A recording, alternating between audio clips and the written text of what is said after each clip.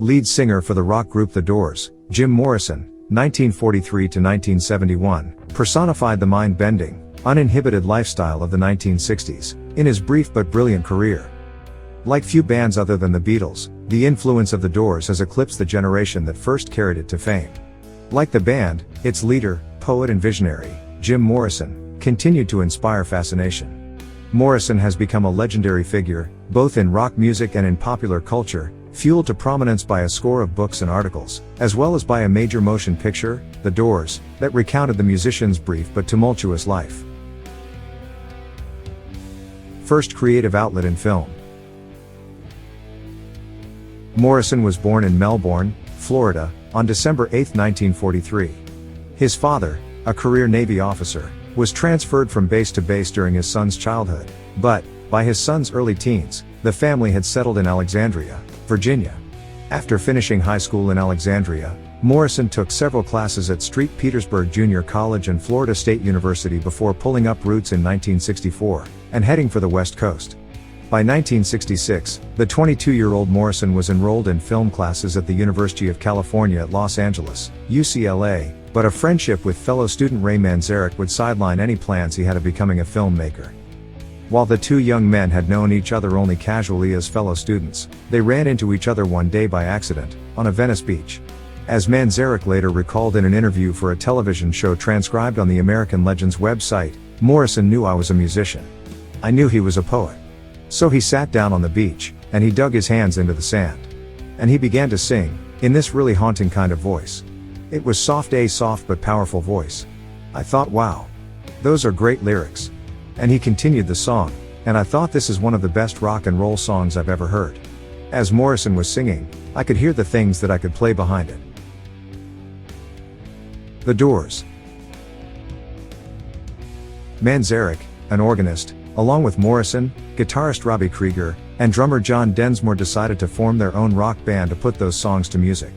The young men decided to call their group The Doors, a name inspired by a quote from 19th century English poet William Blake, "If the doors of perception were cleansed, everything would appear as it is, infinite." As Morrison was fond of saying, there are things known and things unknown, and in between are the doors.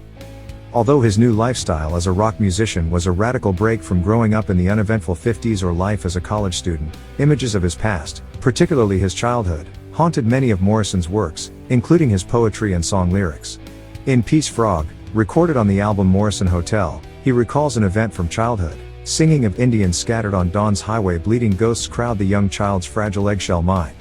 Imagery involving Native Americans would surround Morrison even in adulthood. In fact, he was nicknamed the Electric Shaman by fans hypnotized by Morrison's onstage energy and powerful charisma. His growing relationship with girlfriend Pamela Corson would also inspire song lyrics. The couple lived together in a somewhat loose relationship, from 1966 on, although they never married. Meanwhile, a long-term gig at the Whiskey A Go-Go on Hollywood's Sunset Strip allowed the Doors to develop their stage presence, and it eventually drew the attention of talent scouts searching for new recording acts. Not the least of the group's attractions was Morrison, who sang in a husky baritone, wore skin-tight pants, and went even further than Elvis Presley had in incorporating sexually suggestive movements into his on-stage performances.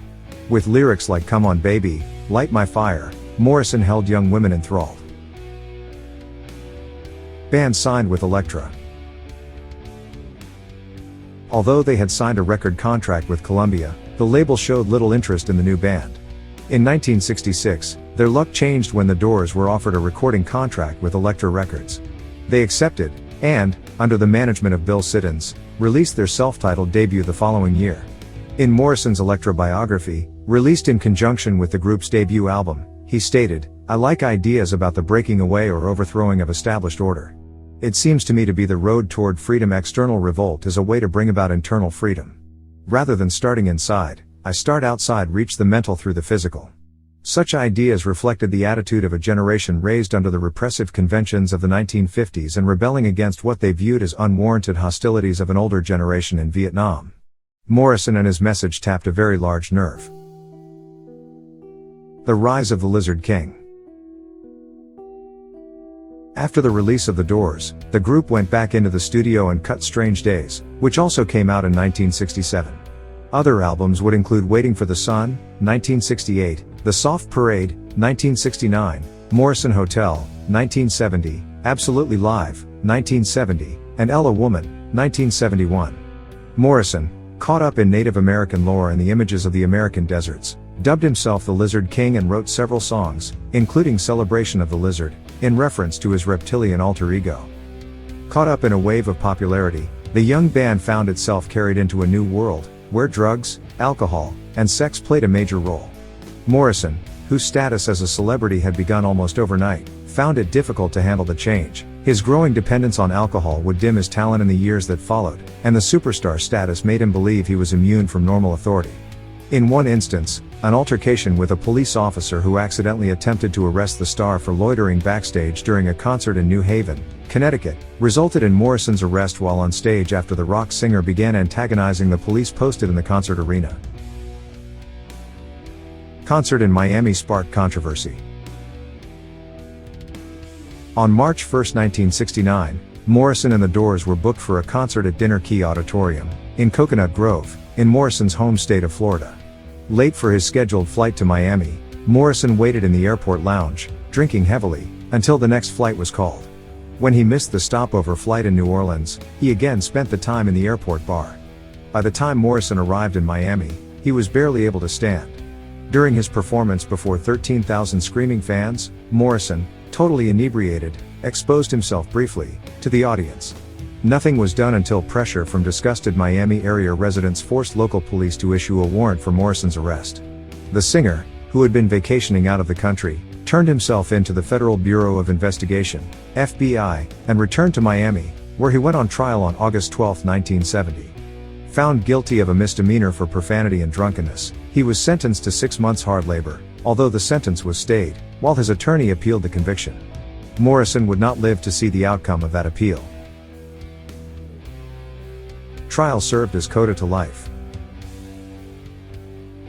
After the trial in Miami, Morrison's life grew more chaotic, his relationships with band members more strained. His fifth-a-day drinking habit continued unabated, and he began to consider leaving the group to return to film studies. Searching to recover a sense of himself, he went back to the poetry that he had loved while a college student. In 1970, he published his first book of verse, The Lords and the New Creatures, which had been privately printed the year before. During an interview with Tony Thomas of the Canadian Broadcast Company, CBC, despite the toll drugs and alcohol had taken on him, Morrison presented himself as an insightful student of life, philosophy, and modern culture. When I was in high school and college, he noted, the kind of protest that's going on now was totally unheard of. At that time, to be a teenager, to be young, was really nothing. It was kind of a limbo state, and I think it's amazing, just in the last 5 years. What's happened is young people have become increasingly aware of the power and the influence that they have as a group. It's really amazing.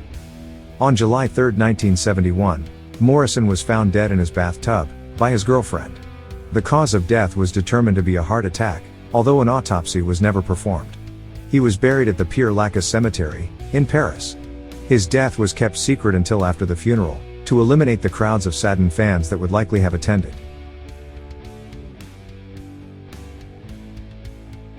Dear viewers, do not forget to subscribe, like and comment for the development of our channel.